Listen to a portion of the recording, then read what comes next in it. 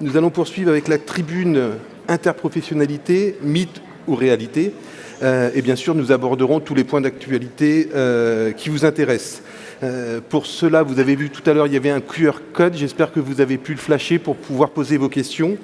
Et comme on a pris un petit peu de retard, mais je vous garantis qu'on va tenir le temps de la tribune, je demanderai à chacun des intervenants qui sont avec moi autour de la table, merci Patrick, de respecter le temps de parole de 5 à 6 minutes pour que chacun puisse s'exprimer dans la salle et poser ses questions. Alors, je serai accompagné par par Xavier Vautrin, excuse-moi Xavier, vice-président du CEFIEC pour animer cette tribune. Et nous avons le plaisir d'accueillir les représentants du monde de la formation, des étudiants, de l'université, des professionnels et des employeurs. Bonjour. Bonjour Monsieur Touzé. Monsieur Emmanuel Touzé, vous êtes doyen de l'UFR Santé, Université de Caen en Normandie. Merci de votre présence. Stéphane Le Boulaert, qui était avec nous lors de la cérémonie d'ouverture. Et je rappelle que vous êtes secrétaire général du Haut Conseil de l'évaluation de la recherche et de l'enseignement supérieur. Monsieur Mathieu Faure, vous êtes avec nous en distanciel. Bonjour. Vous êtes directeur de projet de la délégation ministérielle au numérique en santé. Merci de votre intervention tout à l'heure. Quentin Hénaf, qui est également à l'écran. Merci d'être avec nous en distanciel. Et je rappelle que vous êtes responsable adjoint au pôle ressources humaines de la Fédération hospitalière de France. Bonjour. Patrick Chamboredon. Comment vous présenter encore de nouveau? Vous êtes notre président de l'Ordre national des infirmiers. Merci de votre présence. Merci de m'avoir invité. Bonjour à tous. Alors, je tiens à excuser la FNESI qui était invitée. Mathilde Padilla, la présidente, devait être avec nous, mais a priori, il y a des problématiques de transport. Donc, j'espère qu'elle aura l'occasion de nous rejoindre, mais présidente de la Fédération nationale des étudiants en sciences infirmières. Madame Catherine Navio-Bellec, merci de votre présence. Vous êtes conseillère pédagogique nationale des GOS, ministère de la Santé et de la Prévention. Et bien évidemment, Michèle Appel-Chauser, présidente du CEFIEC. Bien, pour ne pas perdre de temps, Monsieur Touzé, nous allons vous laisser la parole. Vous êtes le premier à vous exprimer sur notre thématique. Merci de respecter aussi le temps si c'est possible. Merci beaucoup. Bonjour à toutes et à tous et merci de l'invitation. Donc je vais intervenir sur la formation avec mon point de vue finalement de doyen de faculté de santé. Donc on est face à une anomalie, pour ne pas dire quelque chose de plus sévère, d'un système de santé qui exige des coopérations, des synergies, des partages de compétences entre tous les professionnels de santé, mais aussi avec les professionnels du management en santé. Je pense qu'il faut aussi élargir le champ de l'interprofessionnalité au-delà des professionnels de santé purement dans le cadre du soin. Et à côté de ça, on a des formations qui sont complètement en silo, avec des maquettes et des référentiels extrêmement rigides, des tutelles qui sont diverses, puisqu'on dépend de 2 ministères, voire d'autres formations qui sont assurées par d'autres opérateurs que les ministères publics. Donc ça pose plein de problèmes de statut, de financement, de pilotage. Et tout ça, ça entraîne une méconnaissance, ça a été dit tout à l'heure, une méconnaissance des métiers entre les professionnels de santé. Et moi, je pense que c'est une des sources du mal-être, finalement, des professionnels de santé. Enfin, une partie des sources du mal-être. C'est aussi une source de conflit. Parfois, la méconnaissance du métier de l'autre peut entraîner des conflits au quotidien. Par ailleurs, les formations, elles sont aussi souvent en décalage temporel, puisqu'on identifie que le système de santé bouge, que les besoins, les compétences des professionnels vont changer, mais le temps de changer les référentiels, qu'on modifie tout ça, ça prend des années et on est un peu en retard permanent sur finalement les attentes du système dans nos formations. Donc il faut vraiment, je crois que c'est le sujet, de repenser nos formations, que ce soit en formation initiale et en formation continue, de façon plus interprofessionnelle. Et ça passe par identifier un socle commun et des cultures communes entre les différentes professions de santé. Et on a vu que même entre les formations paramédicales, finalement, il y a beaucoup de compétences qui se retrouvent dans les référentiels, sauf qu'elles ne sont pas traitées de la même façon dans chacun des référentiels. Donc ça implique une partie de mutualisation, finalement, des enseignements, mais ça implique aussi de revoir les référentiels pour permettre ces mutualisations et les organisations des maquettes. Ça, c'est, je crois, très important parce que c'est aussi ça qui va permettre de favoriser les évolutions de carrière et de progresser dans le système. J'y reviendrai tout à l'heure. À côté des enseignements et des mutualisations d'enseignement, il y a aussi de créer les conditions en stage pour l'interprofessionnalité. Et ça, non seulement il faut créer les conditions, mais il faut aussi les évaluer. Et je pense qu'on a plein d'opportunités d'interprofessionnalité en stage. Il faut profiter des structures qui existent, les CPTS, les maisons de santé pluriprofessionnelles, pour les soins primaires, les organisations de soins spécialisés, la santé mentale, la santé de l'enfant, la périnatalité, etc., les maladies chroniques, je ne vais pas lister, mais il y a plein d'opportunités en stage, finalement, d'organiser de façon pluriprofessionnelle ces stages et d'évaluer les étudiants de façon conjointe sur leurs compétences interprofessionnelles. Il y a aussi des nouvelles formations qui sont nécessairement plus interprofessionnelles. On a parlé, je crois, ça a été évoqué en introduction, le service sanitaire des étudiants en santé a été quand même quelque chose qui nous a obligés à réfléchir en interprofessionnel. Et il y a quand même un certain nombre d'expériences en France où les étudiants vont réellement en stage, en interprofessionnel, et c'est très enrichissant. La formation d'infirmière en pratique avancée, elle doit aussi être pensée en interprofessionnel, nécessairement. Et en plus, on a au moins l'avantage, c'est que finalement, elle est portée par l'université, mais elle ne peut pas se faire sans les professionnels donc d'infirmières et donc les cadres infirmières formateurs. Donc c'est forcément une formation qui est pensée tout de suite de façon conjointe.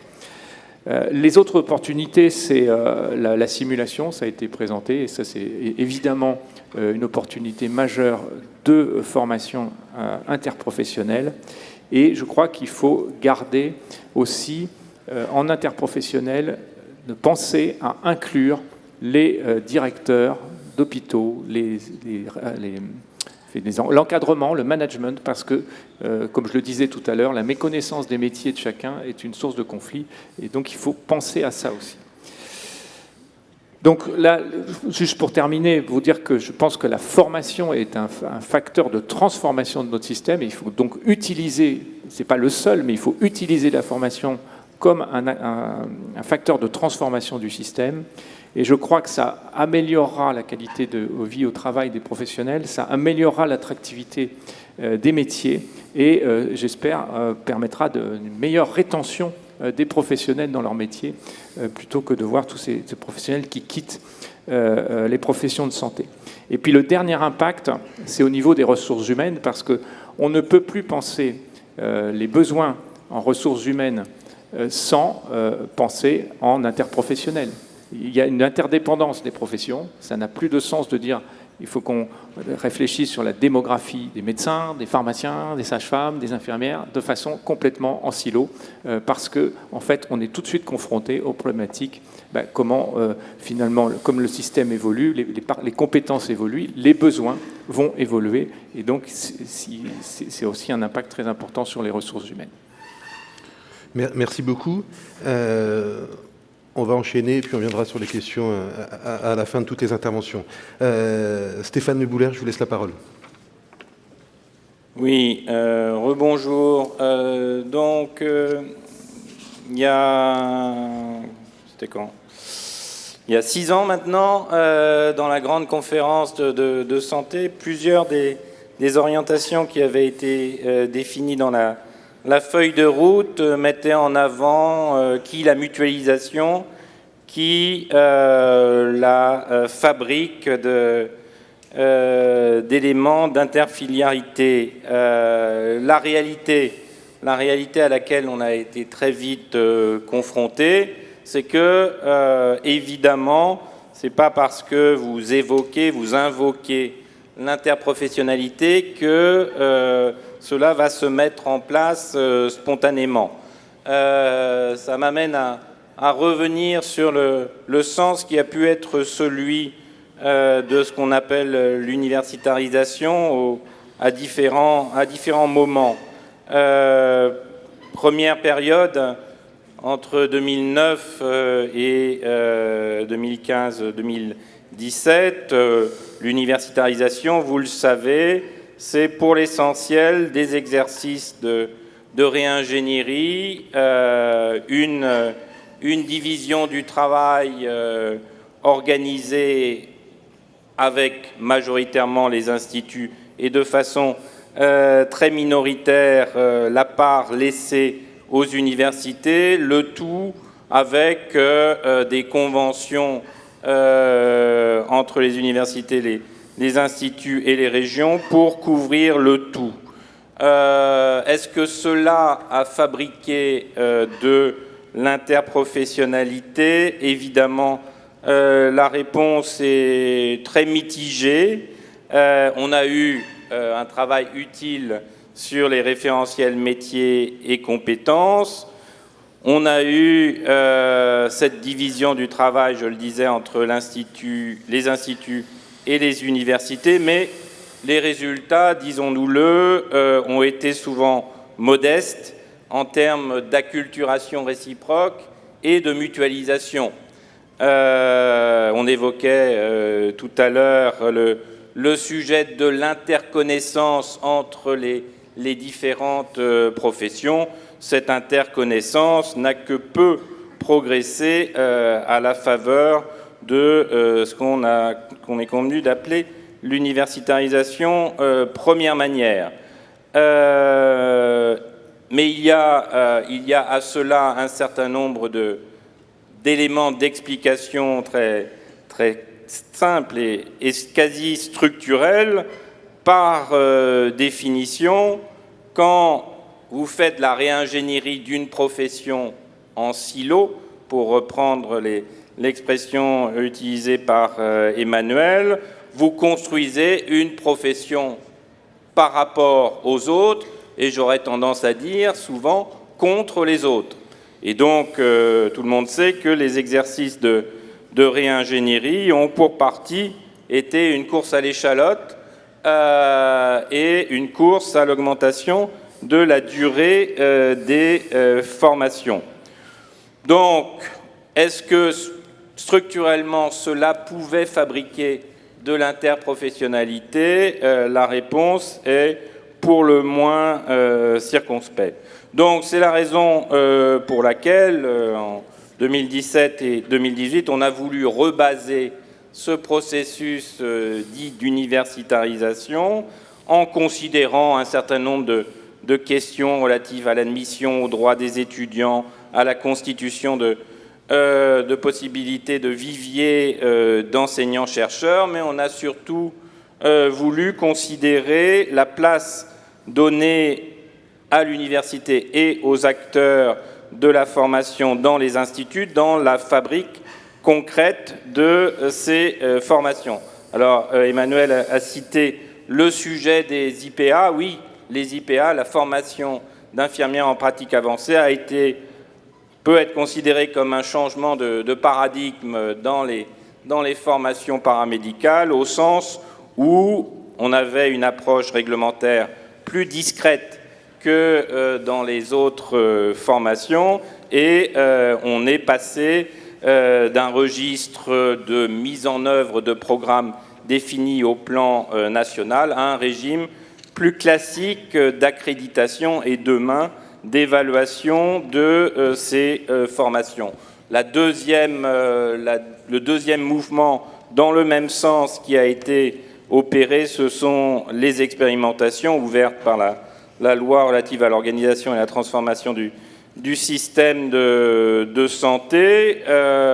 Donc, par définition, pour fabriquer de la transversalité entre les formations, il faut donner aux acteurs de terrain quelques latitudes par rapport à la nature, à l'organisation des contenus, par rapport au calendrier, par rapport aux évaluations, par rapport au parcours, par rapport à la gouvernance. Alors pour faire ça, pour donner cette latitude aux acteurs, il y a deux façons de faire. Soit on rebâtit le cadre réglementaire dans sa globalité, mais on sait la complication que cela représente que de réaménager les référentiels, soit on permet aux acteurs de formation de proposer eux-mêmes des maquettes, des parcours de formation qui dérogent aux référentiels nationaux, et c'est ce que l'on a voulu faire à travers les expérimentations. Les expérimentations qui, comme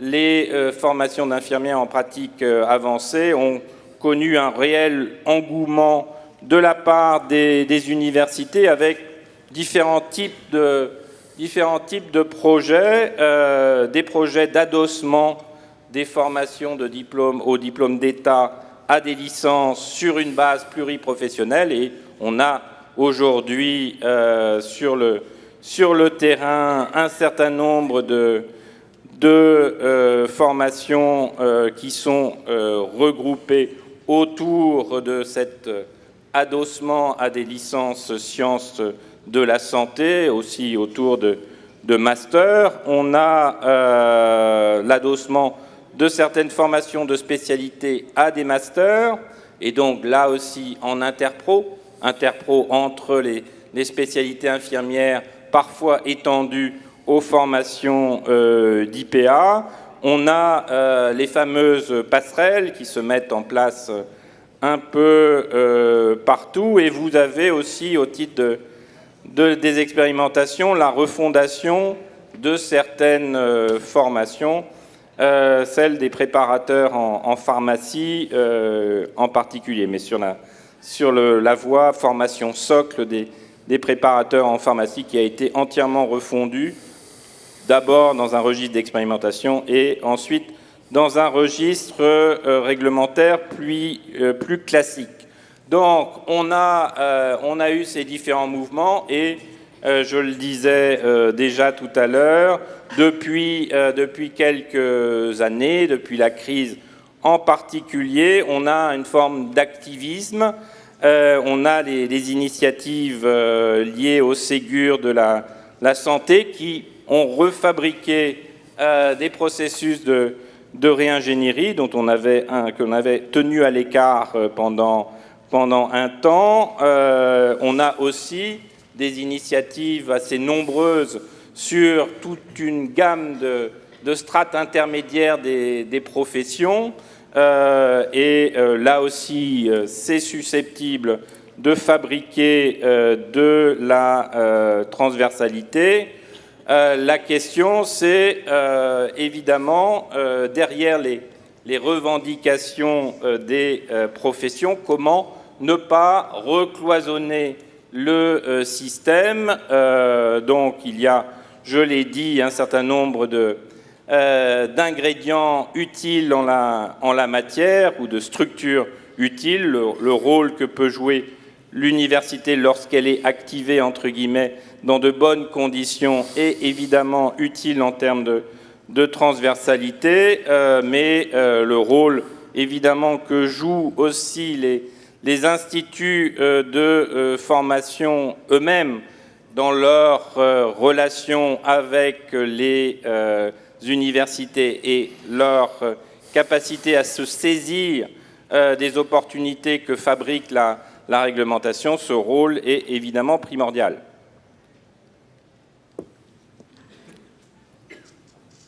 Merci. Monsieur Faure, vous êtes en distanciel, nous vous laissons la parole. Oui, bonjour à tous, vous m'entendez bien ? Oui, très bien. Parfait, merci. Merci infiniment du coup en fait pour l'invitation. Alors, je me présente donc Mathieu Faure, directeur de projet à la DNS, la délégation ministérielle au numérique en santé, et donc très rapidement, parce qu'on n'est pas forcément très connu, nous on est une petite équipe, une petite instance là, de 35 personnes directement sous l'égide du ministre de la Santé pour essayer de piloter ou en tout cas d'accompagner la transformation numérique de la santé en France.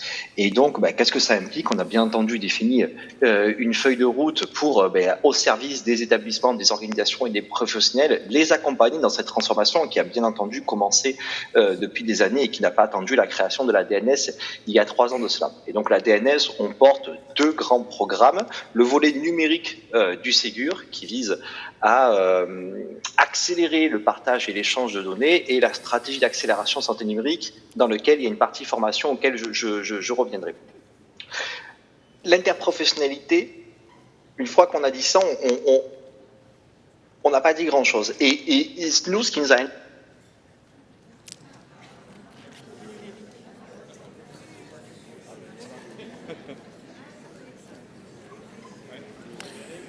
Ce sont des choses qui arrivent. Alors, j'ai l'impression que je vous ai perdu. Est-ce que vous m'entendez? Oui, ça y est, nous vous avons retrouvé. Parfait, je vais reprendre. Ce qui nous a intéressé, nous, c'est pas de définir comment transformer les organes.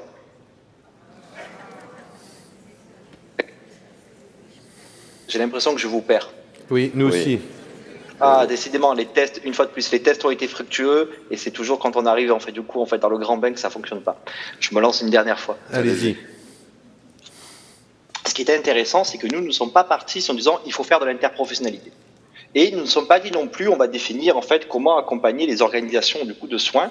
Et nous ne sommes pas les seuls, on a vraiment essayé d'avoir une logique de gouvernance inversée. Et donc dans toutes les actions que nous menons, c'est pas nous qui avons décidé, mais qu'est-ce qu'on doit faire sur le numérique en santé. Mais on va réunir les différents acteurs, les différents professionnels, et puis là ils vont nous impliquer. Et alors que nous n'étions pas forcément partir de il faut faire de l'interprofessionnalité, que ce soit dans le cas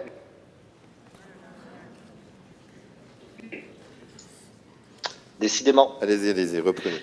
Que ce soit dans le cas du Ségur numérique, avec la création des task force qui ont permis de définir derrière les exigences pour toutes les solutions logicielles, ou dans le cas de la formation, à chaque fois que nous avons mis à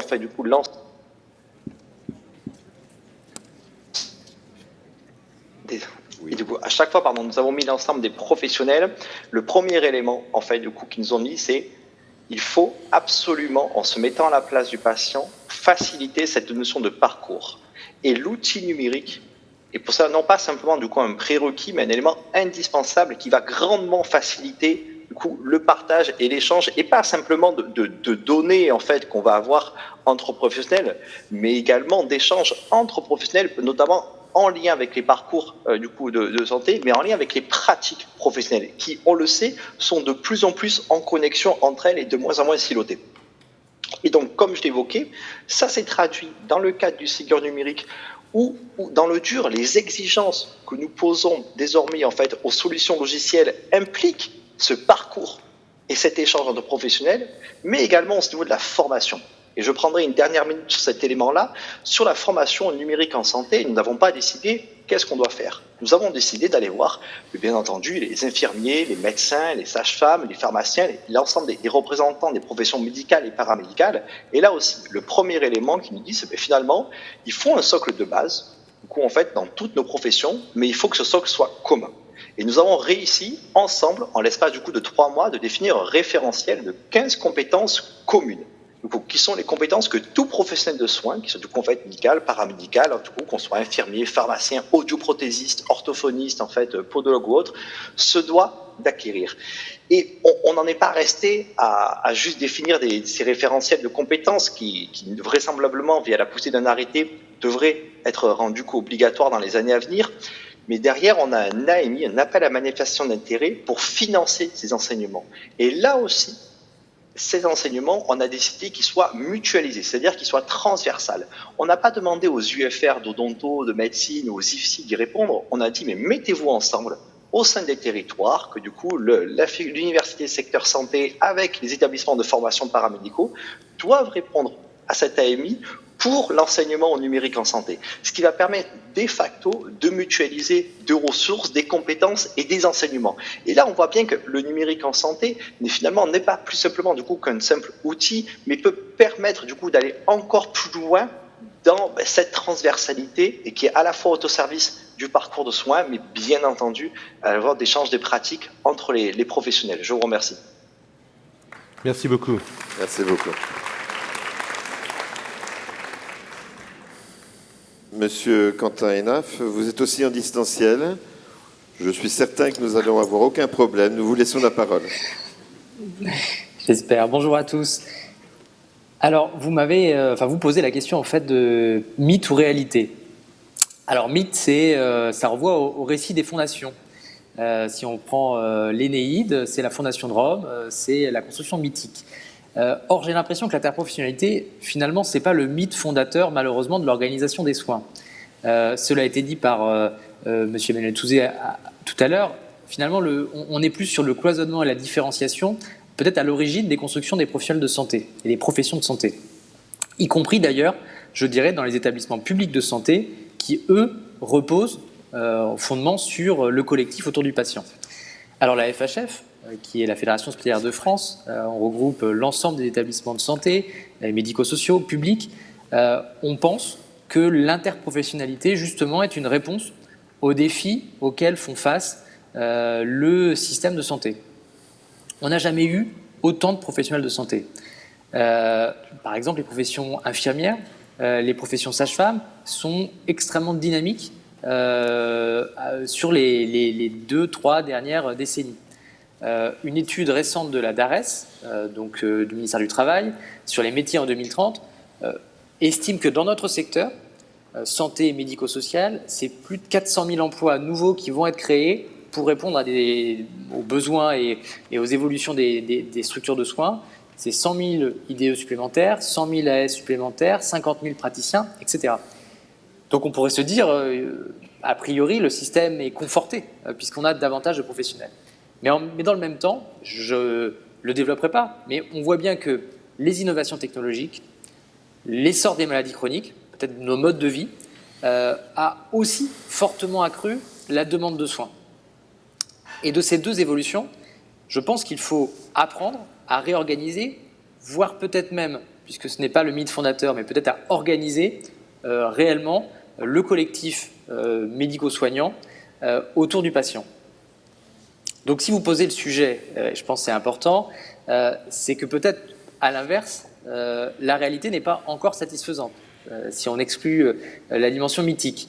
Et la table ronde est peut-être l'occasion de faire un premier bilan sur l'interprofessionnalité.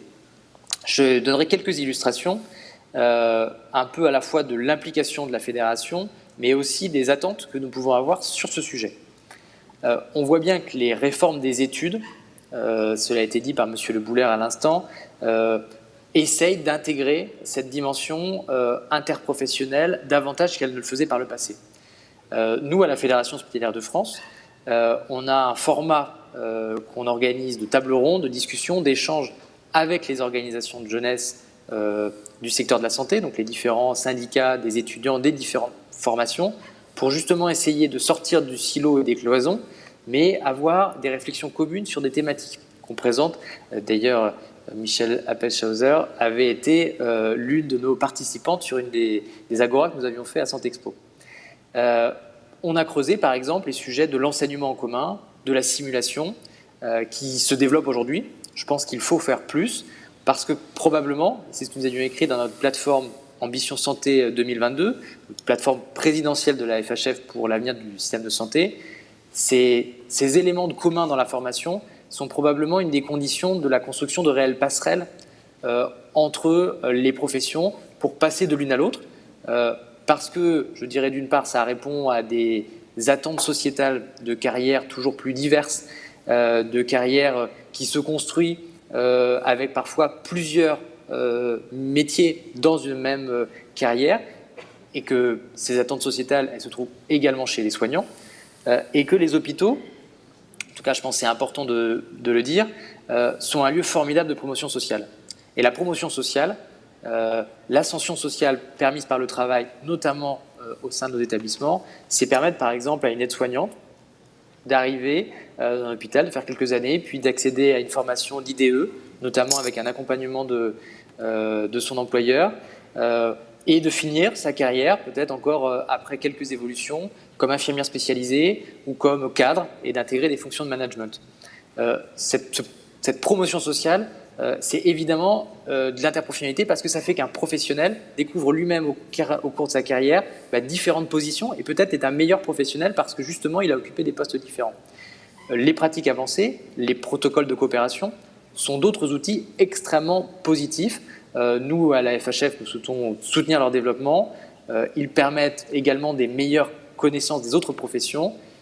Ils nécessitent, je dirais d'ailleurs même, un temps d'apprentissage, mais on voit bien qu'il faut irriguer, que cette notion d'interprofessionnalité irrigue nos travaux, et en tout cas, les réponses de la Fédération hospitalière de France à différentes missions d'investigation, notamment sur ces refontes de décrets de compétences, ces refontes des métiers, est absolument présente.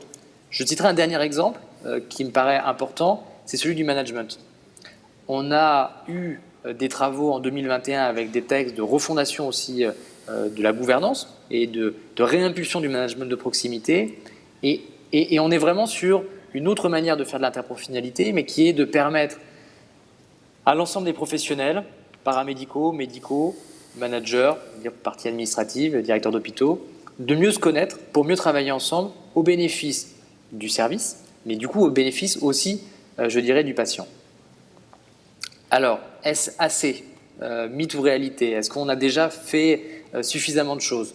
Ça me paraît évidemment un peu trop précoce pour dire qu'on est déjà sur une réalité, mais on voit bien, et je pense que c'est un point fondamental de partage et de consensus, entre nous d'ailleurs, c'est que cette thématique est de plus en plus importante. Le choix par le CEFIEC d'ouvrir ces journées sur ce sujet-là le montre. C'est un enjeu de qualité et de sécurité des soins qu'on prodigue aux patients. Si je dis les endroits sur lesquels il y a encore beaucoup de retard sur l'interprofessionnalité, c'est par exemple le développement professionnel continu, c'est par exemple la certification, où on sait que le sujet de l'exercice collectif en tant que tel n'est pas du tout visé par le législateur ou le pouvoir réglementaire lorsqu'il crée ce développement professionnel continu, lorsqu'il crée ces certifications. Et c'est un drame parce que ça ne pousse pas les équipes à lancer dans une dynamique de qualité collective. En tout cas, je terminerai par là, vous pouvez compter sur la FHF, la Fédération hospitalière de France, pour porter haut cette ambition avec vous, parce que je crois que l'interprofessionnalité, c'est le défi que j'espère que nous allons relever et réussir ensemble pour transformer notre système de santé. Merci beaucoup.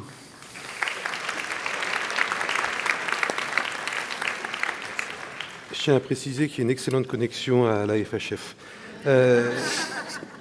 Juste pour les deux personnes qui sont en visio, bien sûr, vous restez avec nous parce qu'il y aura des questions à la fin des interventions. Je tiens à excuser Mathilde Padilla de l'AFNESI qui vient de nous prévenir qu'elle est bloquée dans les transports. Dans les transports entre Paris et Lyon. Entre Paris et Lyon, oui, ça tombe bien, on est à Lyon. Et pour poursuivre, je passe la parole à Patrick Chamboredon, le président de l'Ordre national des infirmiers. Oui, bonjour à tous et à toutes, rebonjour, comme l'a dit Stéphane, merci de m'inviter à parler de ce sujet-là, où finalement l'ordre est le grand méchant loup.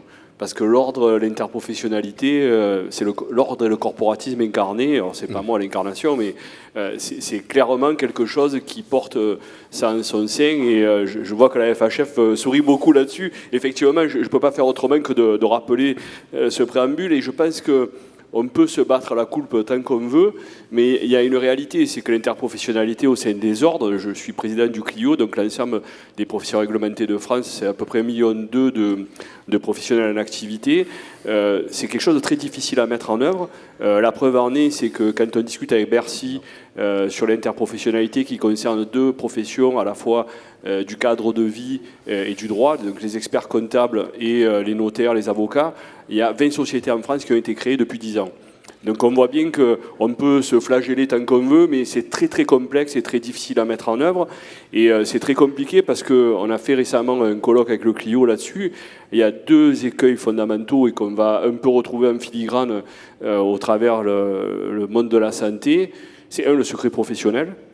Comment on fait pour faire du secret professionnel dans une prise en charge, en sachant que quand même il y a la liberté de choix du patient et la possibilité pour le patient d'inscrire dans son espace numérique de santé qui a accès à quoi, et l'indépendance professionnelle. Alors il y a une vraie question qui se joue au Conseil d'État, enfin qui a été jouée au Conseil d'État, est-ce que la subordination d'un contrat de travail est plus importante que l'indépendance professionnelle du point de vue d'un ordre? Donc ça, je vais lever le doute, la jurisprudence est claire. Donc il y a vraiment des vraies difficultés, des vraies difficultés pour mettre en musique et faire cette interprofessionnalité, pour la réaliser. Et on a essayé de lever les freins là-dessus. On a travaillé avec Bercy, pour le coup, tous les ordres, avec la refonte de la loi de 90 qui permet justement aux professionnels de santé libéraux, pas que de santé d'ailleurs, mais d'avoir des textes qui, un, protègent le patrimoine et deux, garantissent cette indépendance professionnelle. C'est indispensable. Sinon, le secret, je l'ai dit, c'est partagé par le patient et c'est lui qui choisit, qui fixe les règles. Mais il y a un vrai écueil là-dessus. Donc, je pense qu'on est au balbutiement. Je pense que quand l'OMS donne une définition en disant que ce sont deux spécialistes qui commencent à collaborer ensemble, on est déjà dans l'interprofessionnalité. On est vraiment dans le cœur du sujet et les infirmiers et les médecins sont des cliniciens et je pense qu'on pourra s'entendre dès que finalement l'ONDPDS, pas moi qui l'ai dit, c'est Stéphane qui l'a dit tout à l'heure, au bout de 20 ans va s'intéresser à la démographie de ce que sont les auxiliaires médicaux. Je ne fais que reprendre les paroles de Stéphane tout à l'heure, je les ferai miens, mais avec plus de modération, parce qu'on sait qu'il est caustique, mais il y a une réalité là-dessus, c'est qu'on continue à avoir les auxiliaires médicaux qui se développent, et on continue à avoir une démographie médicale qui est galopante, on a levé le numerus clausus, donc on ne sait pas ce que ça va donner dans quelques années, on ne sait pas si on ne forme pas des chômeurs, et si ça ne va finalement pas bloquer le développement de la profession infirmière, et donc renforcer son attractivité. Donc il y a des vrais enjeux autour de tout ça qu'on n'arrive pas à régler, parce qu'il faudrait aussi que les instances réglementaires finalement mettent tous les gens autour de la table de façon à pouvoir discuter de façon claire et précise pour fixer le partage des tâches, le partage des compétences, et pas qu'on soit sur des protocoles de coopération qui finalement ne répondent qu'à un besoin local, en dehors du droit, en dehors de la réglementation, en dehors des responsabilités qui échoient aux professionnels qui font les actes. Et donc moi je regarde ça avec beaucoup de circonspection.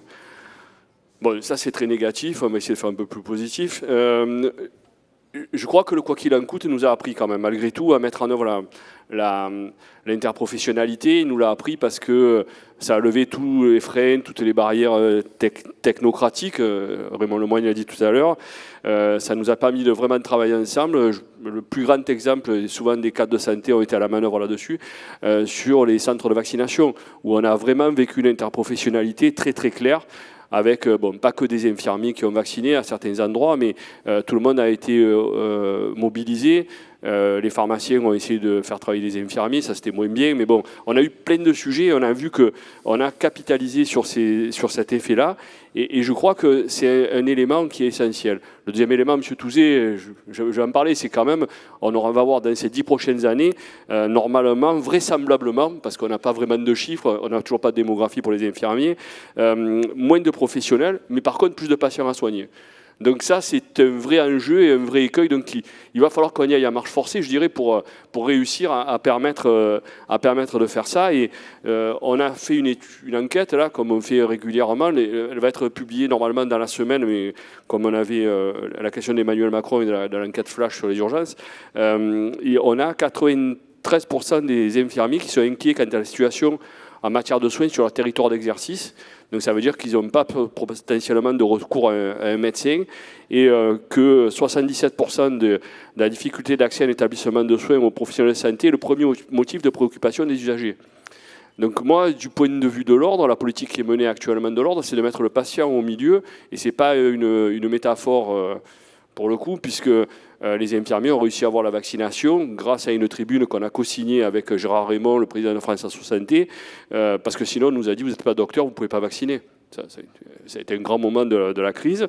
Et donc on voit bien que ça a permis quand même cette crise de bouleverser les lignes et de faire en sorte de faire évoluer. Je vais bientôt finir, hein. Je vois que tu me regardes de travers. En tout cas, il y a 2 points, vous l'avez pris, M. Touzé, les MSP et les CPTS. On voit bien que ça favorise aussi cet élan-là et qu'on est de plus en plus enclin. Et moi, je me félicite, et à Saint-Expo, on l'a fait, Michel était à côté avec son stand, on a fait vraiment beaucoup d'avancées, puisque énormément d'infirmiers sont à la tête de CPTS et de MSP et en deviennent présidents. Ils sont les locomotives et les moteurs de ces structures-là. Et donc, on voit bien que la profession s'approprie réellement cette question-là et cette réalité d'aller plus avant. En tout cas, ça a été dit, l'interprofessionnalité, c'est beaucoup le cœur des établissements de santé et des structures regroupées. Donc, il faut absolument que les infirmiers qui ont cette nature-là, cette capacité-là, de par notre formation, continuent à infuser dans la société et d'emblée, avec tout ce que j'ai dit tout à l'heure sur le service sanitaire, soient capitalisés et permettent d'aller plus loin. Moi, je pense qu'il y a une marge, je ne sais pas, moi je ne suis pas universitaire du tout et l'Ordre n'a pas de mission là-dessus, mais on devrait quand même un peu regarder s'il ne faudrait pas faire des recherches sur l'interprofessionnalité pour avoir une littérature qui permette aussi de lever les écueils et d'aller un peu plus loin, de façon à mettre en musique et éviter toutes ces guéguerres et toutes ces questions qui mettent pas finalement les compétences de chacun au service du patient. Donc, moi, je ne vais pas aller beaucoup plus loin là-dessus, puisque, je vous l'ai dit, les ordres regardent ça d'un œil assez circonspect, parce qu'il y a des vrais sujets d'indépendance professionnelle, mais en tout cas, l'ordre infirmier, vu sa proximité avec les patients et les évolutions qu'on souhaite pour la profession, au travers la revoyure du décret d'acte pour passer vers un décret de compétences, c'est vraiment un enjeu qui nous tient à cœur et sur lequel on va continuer à travailler finalement pour améliorer le service médical rendu aux patients. Je vous remercie. Merci beaucoup. Merci Patrick. Madame Nayoubelec, nous vous laissons la parole. Merci. Merci. Je vous remercie. Ah, très bien. Oui, en effet. Merci. Bonjour à tous. Donc, je vous remercie d'avoir convié la DGOS, ministère de la Santé, pour participer à ces journées sur une thématique qui est vraiment une thématique essentielle. Alors, pour répondre à la question de Quentin Hénaf qui reprenait l'intitulé de cette tribune, je dirais que c'est pas encore une réalité, certainement, mais c'est une vraie volonté. Et cette volonté, elle est posée à travers un certain nombre d'actions. Alors, il y a eu un certain nombre d'exemples qui ont été posés. Je voulais rappeler que, en effet, cette notion d'interprofessionnalité, elle a un impact fort dans le soin. Et en fait, c'est ça qui nous guide finalement. C'est qu'un patient pris en charge par une équipe qui travaille en interprofessionnalité, il y a une meilleure qualité de soins, il y a certainement plus d'échanges autour de la situation de ce patient, et donc une meilleure prise en charge. On évoquait la crise sanitaire. Pendant la crise sanitaire, il y a manifestement eu cette dynamique, on le sait tous dans nos expériences professionnelles, dans les situations de crise, il y a une dynamique, même si c'est très difficile, ça dynamise l'ensemble des acteurs et on est tous tendus vers un but commun et on va réussir. Et d'ailleurs, on voit que pour un certain nombre de situations, on a réussi. Donc, ce point-là est vraiment un point tout à fait essentiel. Alors, pour les patients, c'est important.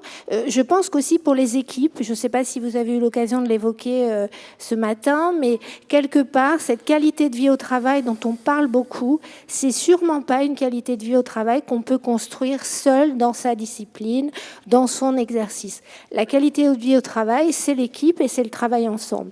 Et donc là, on touche à des éléments qui sont complexes et sur lesquels il faut bien sûr à un moment accompagner à la fois les équipes par la formation continue, comme l'évoquait Quentin Hénaf, mais aussi les étudiants, sur finalement comment on fonctionne dans cette équipe, comment ça marche, parce que ça ne va pas de soi de décréter l'interprofessionnalité, et même si à un moment, et j'y reviendrai rapidement, bien sûr on forme et on essaye de susciter cette dimension d'interprofessionnalité pendant la formation, le travail en interprofessionnalité, ça demande des conditions.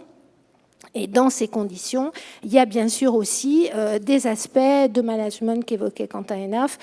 Il faut une cohésion, il faut une dynamique qui se mette en place. Ça ne peut pas tout à fait se décréter. C'est pour ça qu'aujourd'hui, on pourrait dire qu'on a en effet des lieux où ça marche et ça marche bien, et puis des lieux où ça marche moins bien.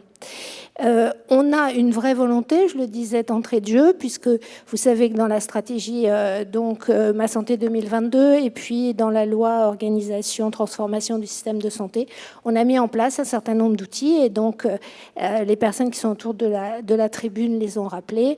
On a vraiment progressivement développé de l'exercice coordonné, les maisons de santé, des protocoles de coopération. Il n'y a rien de parfait, mais c'est vraiment une volonté de structurer l'approche sur le terrain, sur l'accueil des patients pour que ces choses bougent.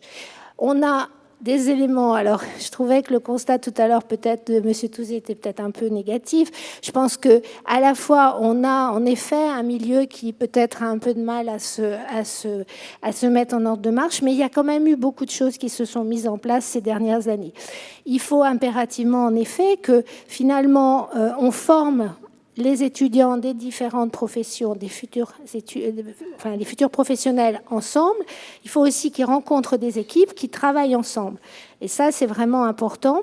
On vient de travailler un texte que vous aurez prochainement donc en publication, qui ouvre de manière très importante quand même les stages de courte durée. Vous savez qu'on avait ce terme hospitalisation dans les stages de courte durée qui vous limitait quand même quelque part dans les lieux de stage que vous pouviez retenir. Aujourd'hui, on ouvre et on enlève ce terme hospitalisé. On pourra mettre en stage en courte durée les étudiants auprès de patients qui présentent des pathologies et on a profité de l'introduction des stages au niveau des services territoriaux, des services de médecine, donc des SDIS, au niveau de tout ce qui est secours incendie. Et du coup, on a assoupli la possibilité de mise en stage. Donc, on pourra mettre les étudiants en stage aussi dans des structures d'exercice coordonnés.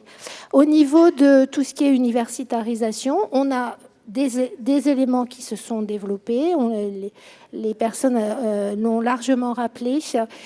On a cette passerelle-là qui se met en place actuellement, qui, on le voit bien, nécessite encore un travail pour affiner les choses, pour assouplir.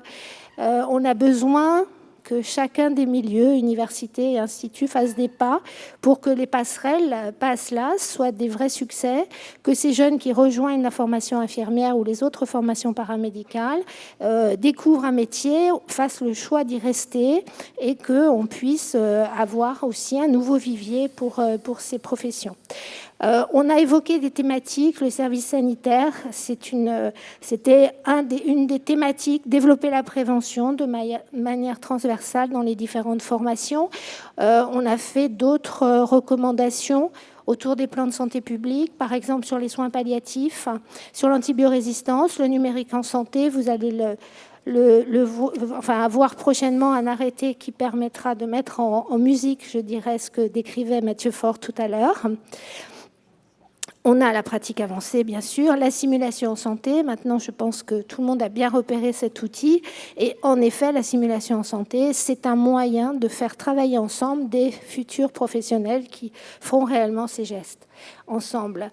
Donc, on est actuellement sur un grand nombre d'actions qui se sont structurées en formation pour essayer de faire vivre cette interprofessionnalité. Elles sont je dirais, dans vos mains pour les mettre en musique. Et puis, le milieu professionnel se structure pour aussi développer cette interprofessionnalité.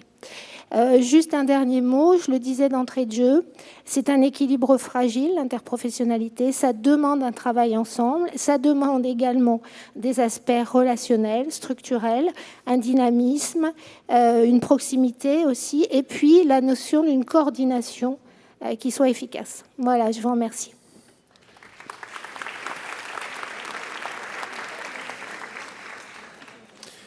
Merci beaucoup, Madame Navio-Bellec. Je poserai juste une dernière question. Michel Appel-Stauser. Alors, mythe ou réalité? Quel est le positionnement du CEFIEC? Alors, beaucoup de choses ont déjà été dites, mais je me permettrai de réaffirmer la position du CEFIEC par rapport à l'interprofessionnalité. Alors, dans nos propositions, nous avons des propositions d'axes stratégiques au niveau du CEFIEC. La proposition 1 positionne l'interprofessionnalité comme un axe fort qui met l'accent sur justement la culture de la qualité des soins. L'objectif premier de l'interprofessionnalité est que chaque professionnel puisse exercer son métier dans un esprit de complémentarité, ceci au profit de la qualité des soins. La collaboration interprofessionnelle suppose la connaissance du champ des pratiques de l'autre, ainsi que la reconnaissance de ses compétences respectives. De nombreuses études ont démontré que la collaboration entre professionnels augmente également la satisfaction au travail, comme le disait Catherine Navio-Bellec. Et nous précisons, n'aurions-nous pas là un levier pour répondre à la problématique actuelle d'attractivité et de fidélisation de nos professions? Monsieur Touzé aussi, vous avez abordé ce point.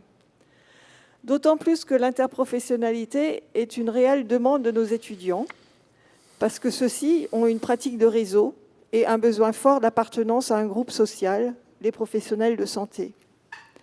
Dans la réalité, nous observons que les groupes professionnels de santé ne sont pas suffisamment formés ensemble, mais encore dans des structures différentes cloisonnées en silos. Lors des stages en milieu hospitalier, les apprenants se côtoient, mais ne bénéficient pas non plus suffisamment de temps fort conjoints où il serait possible d'expérimenter des pratiques en collaboration. La simulation peut être une réponse à cela. Cependant, des jalons sont déjà posés, et M. Lemoigne nous l'a bien rappelé ce matin, le service sanitaire en est un. Puis, M. Faure, vous avez parlé du numérique en santé, qui lui aussi investit le champ d'une culture commune.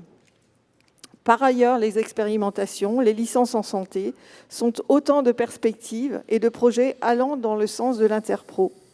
Alors notre message est, nous pouvons y arriver avec la synergie de chacun d'entre nous. Merci beaucoup.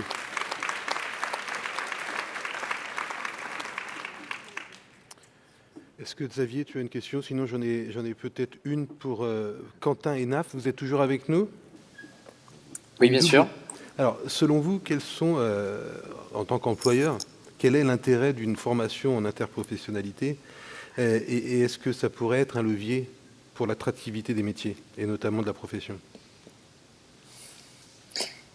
L'exercice collectif, c'est le quotidien des professionnels dans les établissements de santé.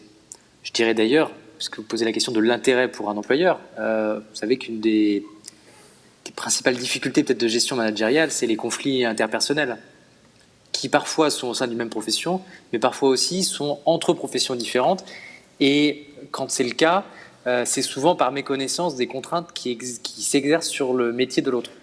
Et du coup, je pense que ça, c'est le principal moteur pour dire qu'il faut l'interprofessionnalité, c'est mieux se comprendre, et du coup, c'est mieux travailler ensemble. Donc je pense que c'est vraiment quelque chose qui est important et qui commence dès la formation initiale, continue éventuellement. Et je pense que voilà, c'est l'un des aspects incontournables du travail qu'on essaie notamment de promouvoir. C'est vrai qu'on a des professions qui sont cloisonnées par nature et parce que on a chacun des missions propres. Je pense qu'on n'est pas interchangeable, évidemment. Donc il faut bien qu'on apprenne un métier qui va être le nôtre. Par contre, je pense qu'on aurait beaucoup à gagner à se faire, dans cette formation initiale, à se connaître, mais aussi dans les politiques managériales des établissements. Je pense qu'il est important de créer des temps collectifs. L'établissement précédent dans lequel j'étais, Roubaix, avait fait un travail qui s'appelait ManageUp, où les cadres se reconnaissent, travaillaient ensemble, tout horizon différent, et avaient des actions qui allaient vers les autres professionnels. Et je pense que c'est important de créer un collectif établissement. Et comment vous développez cette culture de l'interpro dans votre politique de ressources humaines? Dans les établissements, je disais par exemple sur la création d'événements collectifs. Alors évidemment, on a une visite institutionnelle qui peut avoir un côté un peu formaté et un peu rigide. Moi, je pense qu'il faut qu'on crée de la souplesse et donner aux établissements des marges de manœuvre pour avoir une vie hospitalière collective.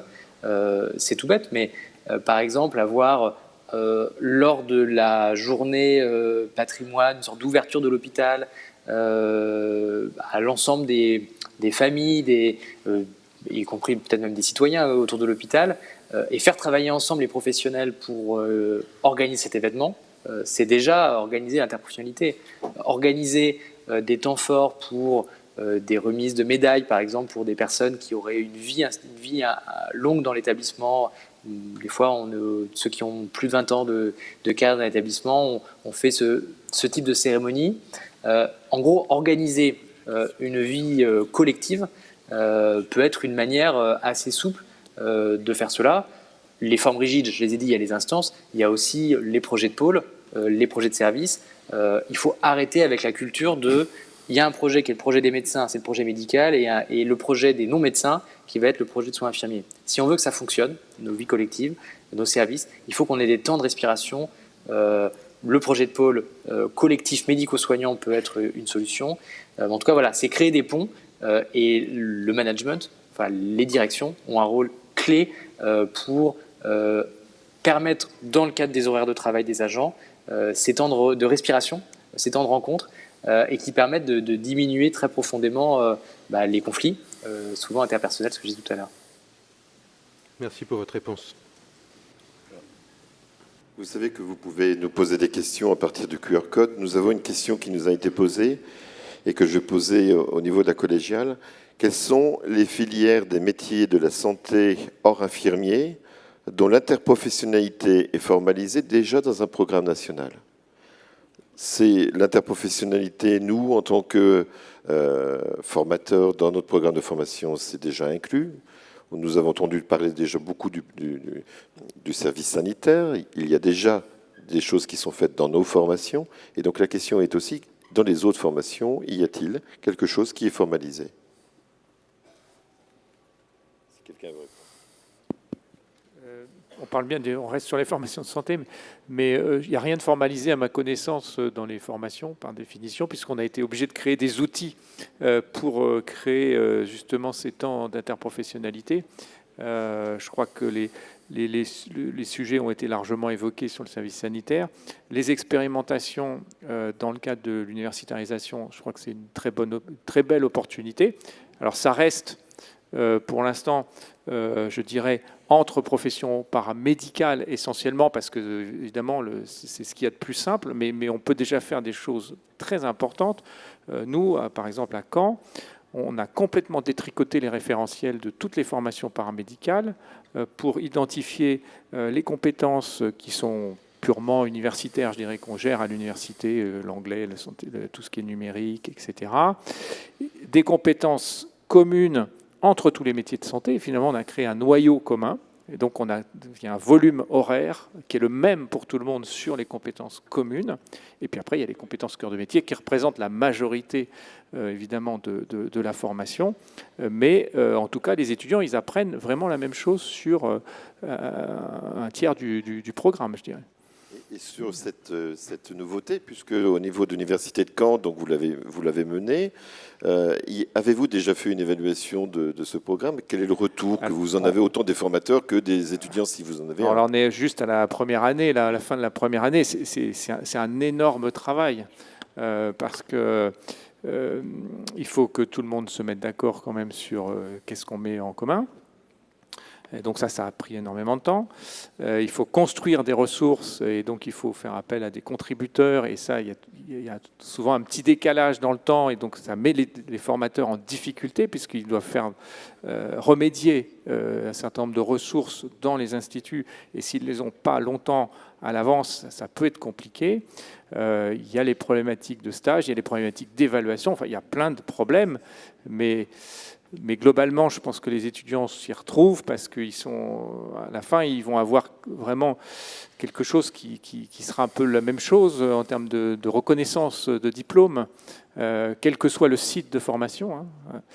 Et puis, je crois que ça tire tout le monde vers le haut. Alors, c'est difficile, mais je crois qu'il faut en passer par là. Je crois que M. Bouler, vous vouliez... excusez-moi. Non, allez-y, je vous en prie, Madame Davio-Bellec. Peut-être qu'il voulait signaler la même chose, Stéphane, je ne sais pas. Non, simplement redire qu'en effet, toutes les expérimentations vont donner lieu à une évaluation. La date butoir, c'est 2026. Dans les expérimentations, on a à la fois ce qu'évoquait M. Touzé, donc cette évolution des différents référentiels, et puis il y a beaucoup d'expérimentations qui sont dans de la double diplomation, donc là où en fait les étudiants sont aussi mêlés avec d'autres profils.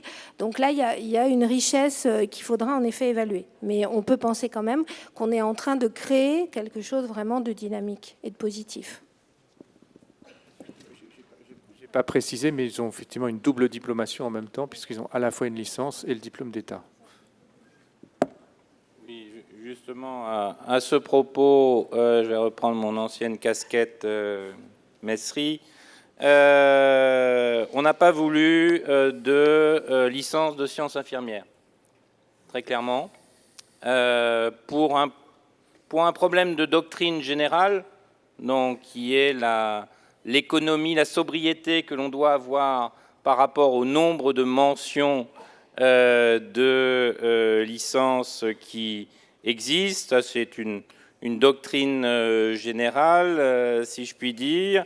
Il y avait deuxièmement quelque chose de plus conjoncturel. Effectivement, Catherine a évoqué l'évaluation.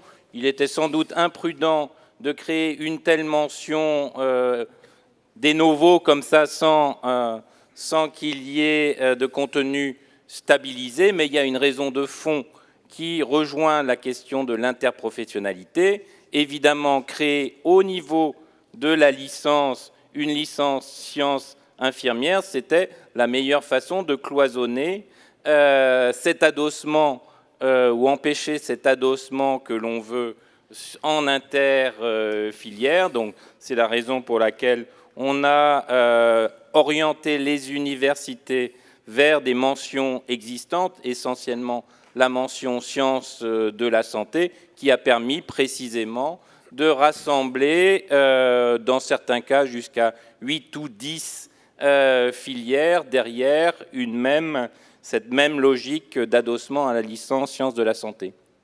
Merci beaucoup. Vous pouvez garder le micro parce que je crois que c'est vous qui allez nous répondre. On a une autre question. L'augmentation des quotas ne risque-t-elle pas de nuire à la qualité d'une formation professionnelle en alternance ? Bien, l'augmentation des quotas, si elle se faisait sans moyens, évidemment, elle ne serait péjorative pour la formation en question. Le sujet, je l'ai dit, enfin, il y a deux sujets, je l'ai dit tout à l'heure, comment on va configurer la formation des formateurs pour mettre en face des étudiants nouveaux toutes les ressources qu'il importe de mettre en place, toutes les ressources humaines. Et encore une fois, il y a les moyens pour le faire. C'est quand même suffisamment exceptionnel pour le dire, parce que généralement, quand on fait des réformes des études, l'accès aux études de santé, de médecine, on le fait sans guère de moyens. Là, on a les moyens pour accompagner la montée en charge. Et deuxièmement, mais Catherine a commencé de l'évoquer sur le sujet des stages. On sait très bien que l'élément qui peut être dirimant dans cette affaire, c'est la qualité de l'accueil en stage. Comment, évidemment, on trouve de nouveaux créneaux d'accueil en stage, comment on valide d'autres façons d'être en stage que ce qui a pu être prévu à l'origine dans l'arrêté infirmier de 2009, et comment, au-delà d'absorber des effectifs en plus, comment, sur le socle, si je puis dire, on monte en qualité sur ce volet apprentissage, dont on sait bien en plus circonstanciellement qu'il a souffert dans le temps de la crise. Peut-être, si je peux en profiter, si je peux en profiter juste pour renforcer ce sujet, puisqu'on a la chance d'avoir M. Enaf de la FHF. C'est un véritable enjeu. Stéphane Le Boulard le disait, l'État met des moyens pour financer ce soutien à l'augmentation de ces places en formation.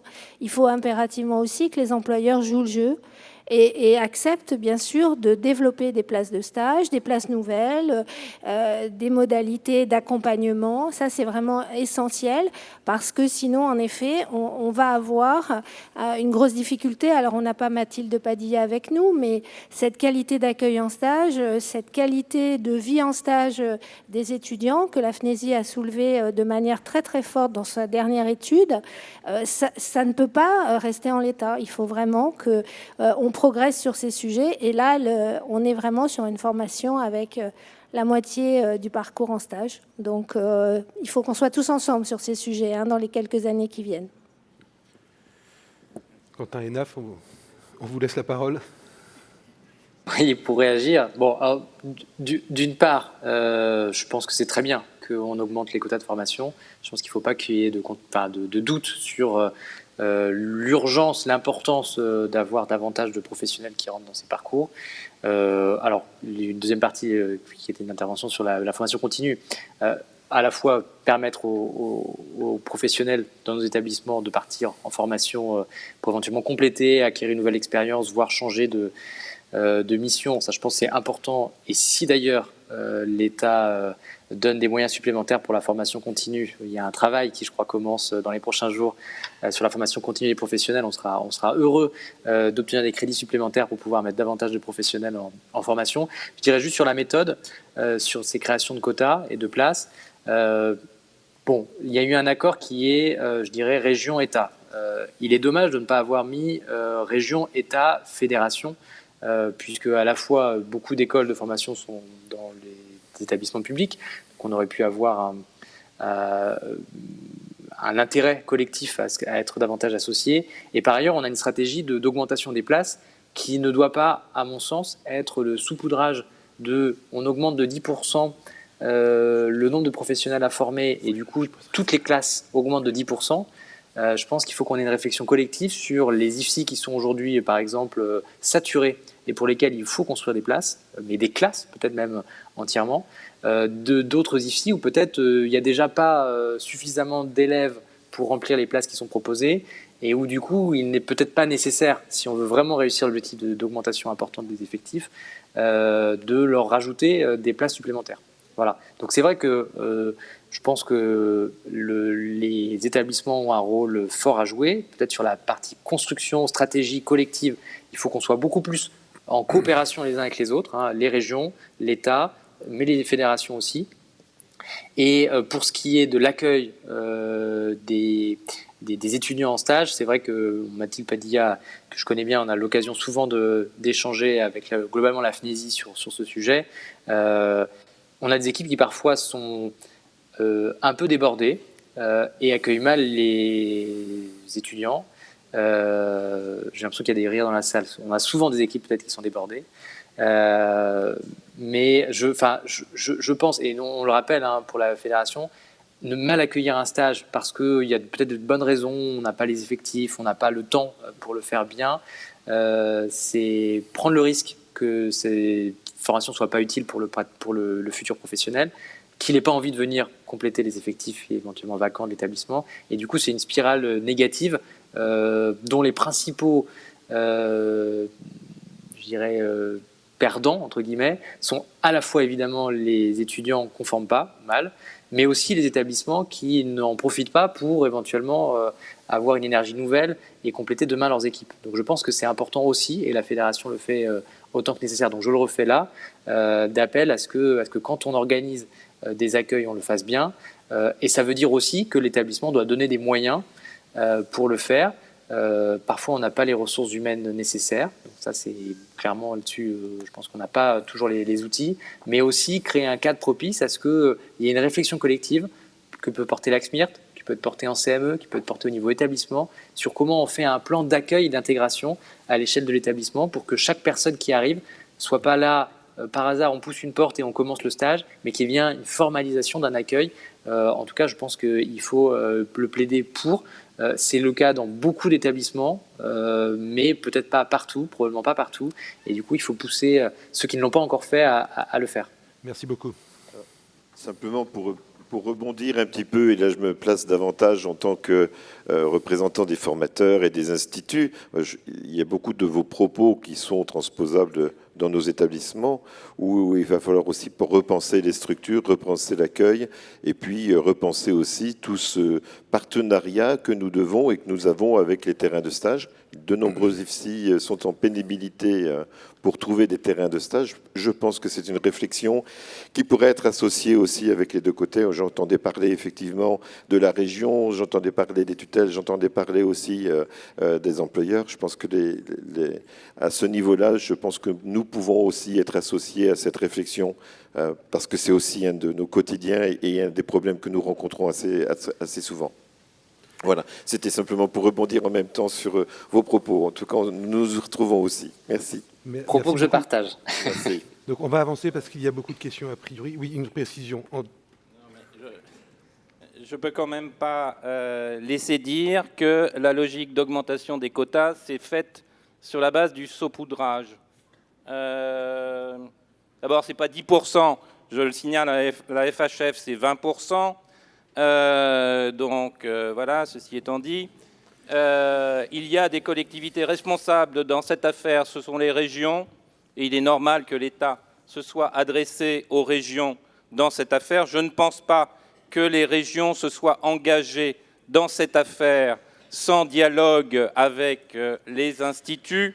Et une des difficultés dans un certain nombre de régions, c'est que vous avez fait valoir les uns et les autres, par anticipation, les difficultés de l'accueil en stage, ce qui a rendu les demandes faites par les régions plus raisonnables qu'elles n'auraient pu l'être en première intention. Donc il y a des acteurs responsables, je tiens à vous le signaler, il y a des acteurs responsables sur le terrain qui font leur boulot avec la collectivité gestionnaire dans cette affaire. Le Premier ministre a signé un protocole avec la présidente des régions. Le tout va se concrétiser par une nouvelle programmation en la matière qui respectera les compétences des uns et des autres, qui associera, pour autant qu'ils aient des éléments à apporter, les fédérations d'employeurs dans cette affaire.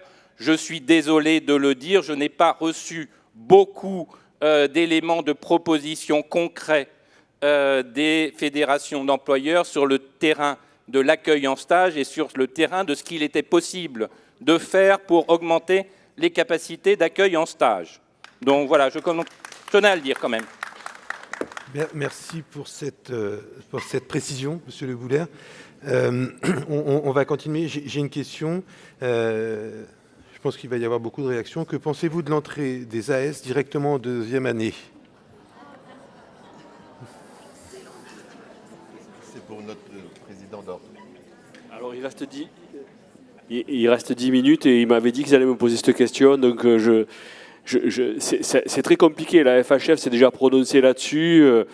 Je vais parler de moi et c'est pas l'objet, mais je suis infirmier, j'ai pas le bac. Et donc on est 3 dans le Conseil national, on s'est arrêté en 3e, on est devenu infirmier, je suis devenu président du Conseil national.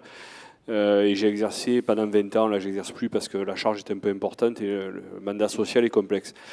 Je pense que tout le monde a droit à sa chance et peut arriver. Je vais simplement rappeler qu'il y a 20 ans, ça n'existait pas et que j'ai passé le concours d'entrée normal et j'ai fait 3 ans d'études sans plus et je n'ai pas bénéficié d'une dérogation particulière. On voit derrière cette mesure-là le MEDEF, les Échos, le titre encore aujourd'hui, je viens de passer l'article à Michel. Donc à ce jour, on n'a pas de démographie, je l'ai déjà dit, Emmanuel Touzé, malheureusement, vous le savez.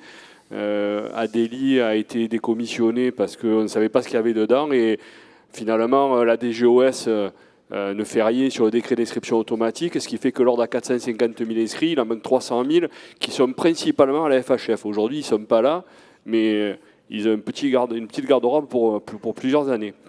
Donc je crois qu'il faut donner sa chance à tout le monde. Mais quand on regarde les chiffres et quand on discute avec les organismes de formation, l'ANDEP et le CEFIEC, on est en train de mettre un dispositif faramineux en termes de moyens de moyens financiers, de moyens humains, de terrain de stage, ça l'a été dit, mais également pour finalement un dossier qui a été traité, je crois quand le ministre était juste à la limite de la réserve parlementaire, ça va être le 15 mars, je crois, puisque le 17, il n'avait plus le droit de rien signer, qui va concerner 2 ou 3 000 personnes. Du point de vue de l'ordre, j'aurais une attention toute particulière sur les filières et sur ces professionnels-là, sans les traiter différemment des autres. Mais on sait qu'on va de plus en plus chercher dans les mises en cause et dans les responsabilités, parce que l'ordre est la voiture balai de la profession, c'est-à-dire qu'à chaque fois qu'il y a des problématiques qui se posent, elles nous arrivent par les patients ou par les employeurs ou par quiconque peut saisir l'ordre. Et donc, si on brade le diplôme, la profession par un accès, ça risque d'être compliqué. Et en disant ça, j'ai l'impression d'être un réactionnaire qui veut absolument protéger la profession. Ce n'est pas l'objet. Mais il y aura forcément des recherches en responsabilité. Et donc, il y a une réalité. Moi, je fais confiance, et j'ai dit que le CEFIEC et les IFSI forment et ont réussi à faire de moi un infirmier. Donc, il n'y a pas de raison que quelqu'un d'autre n'y arrive pas. Mais effectivement, on est en train de déployer des moyens incommensurables pour finalement très peu de postes. Et surtout, ce qu'il ne faudrait pas, c'est avoir des professionnels maison. Je crois que ça n'a plus l'objet. On est tout à l'heure, je l'ai dit dans mon discours, dans un monde européen où il y a une libre circulation des biens, des services et des personnes. Et les infirmiers ont une très forte mobilité à la fois sur le territoire français, mais aussi européen, voire Erasmus+, qui se développe de plus en plus. Donc, il y a toute c'est un empilement de questions qui se posent sur la capacité à passer le gap et à aller vers ce métier-là. Sachant que, de ce que je sais, 60% des aides-soignants ont le bac, d'ores et déjà. Donc on est déjà dans un niveau qui est capable de suivre des études universitaires. Mais ensuite, on a des ministères qui sont à la manœuvre, qui sont un peu plus forts dans leur rapport de force que le ministère de la Santé.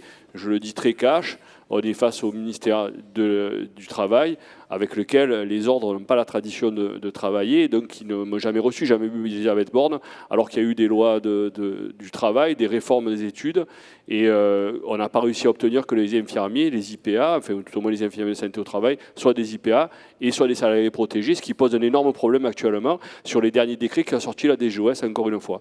Donc, j'ai un discours un peu rude vis-à-vis de la DGOS et de la FHF, mais il y a quand même une réalité. On en est tous à chercher des moyens, à part le Père Noël, Stéphane, qui est arrivé hier tout à l'heure en disant des millions, en faisant des soustractions, mais en arrivant quand même à 140 millions finalement sur la formation.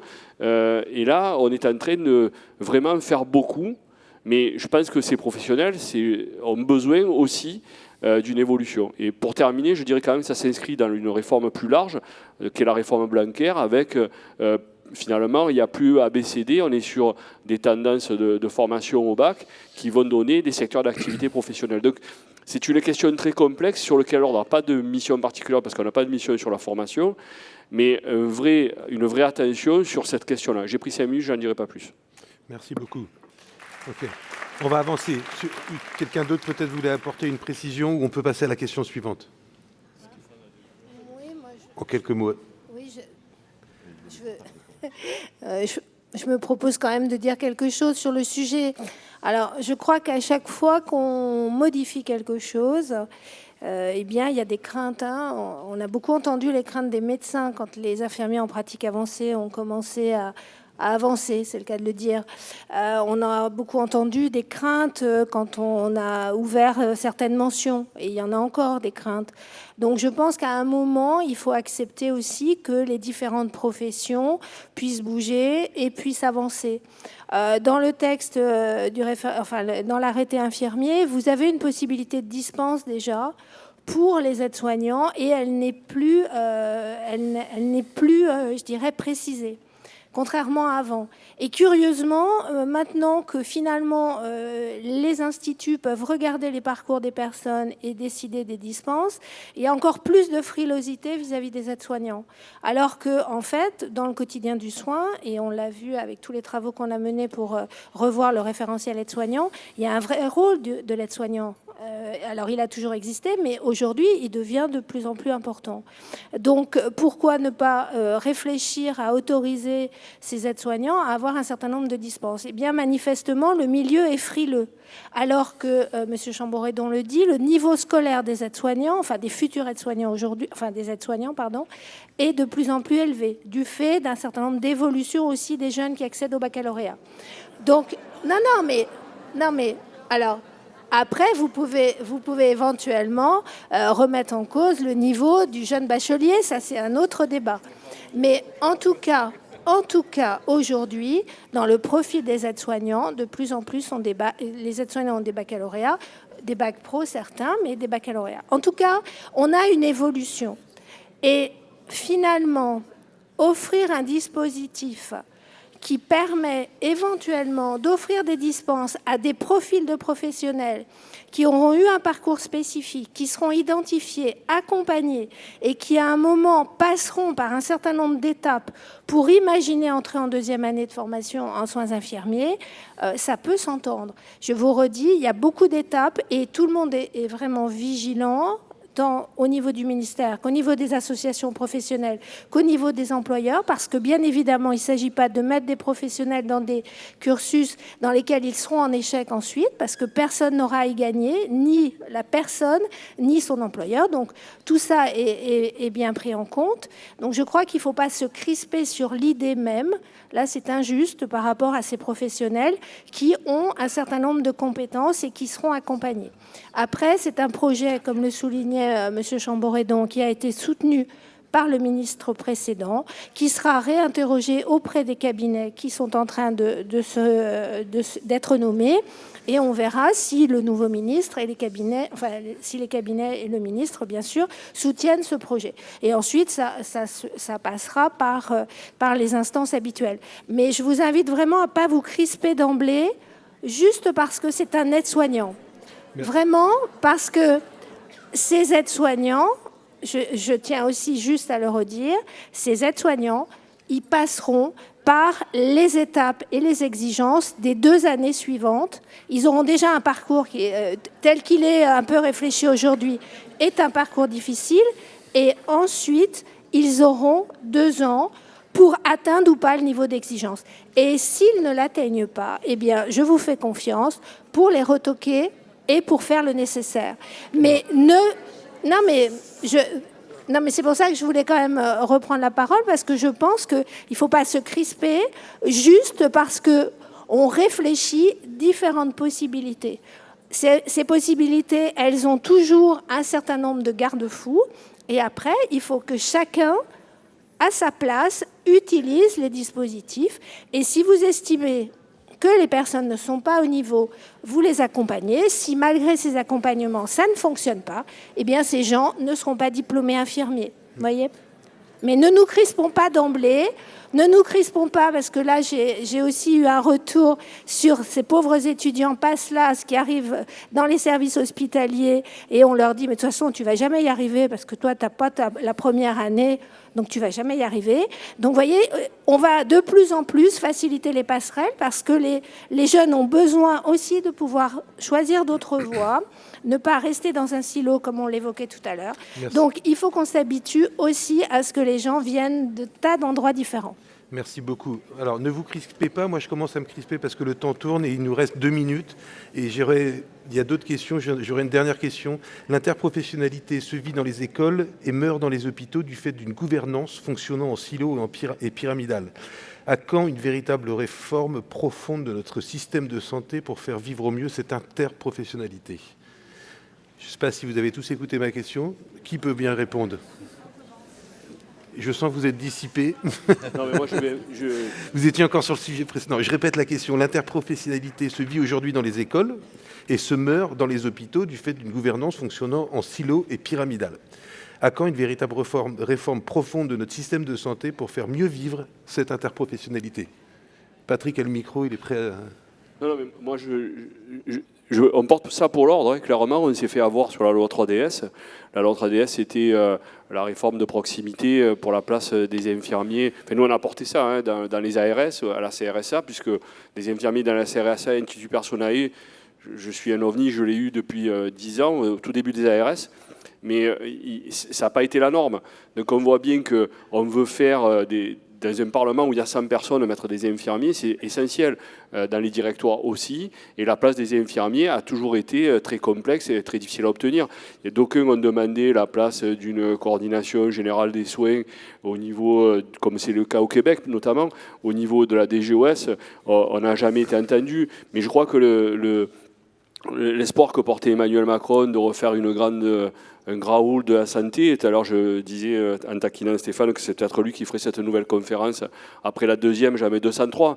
Mais effectivement, il y a quand même quelque chose à remettre à plat, à remettre de la transversalité et pas de l'horizontalité et pas de la verticalité. Ou alors, je pense que si on reprend le rapport Clarisse qui a été discuté et qui est discutable, hein, on peut le dire même si on est à Lyon, la verticalité, elle devrait venir du terrain et monter et pas être descendante. Et ça, je crois que les infirmiers ont cette capacité, cette compétence à faire passer les messages et à avancer sur ce terrain-là. Donc voilà, moi, je n'en dirai pas plus, mais en tout cas, je pense que moi, j'avais compris qu'Emmanuel Macron, dans ses discours différents sur la santé, 7 minutes quand même dans le débat avec Marine Le Pen, sur 2h30 de débat télévisé, il y avait quand même une volonté de tirer les enseignements de cette crise et de remettre à plat toutes les structures et tout le fonctionnement hospitalier.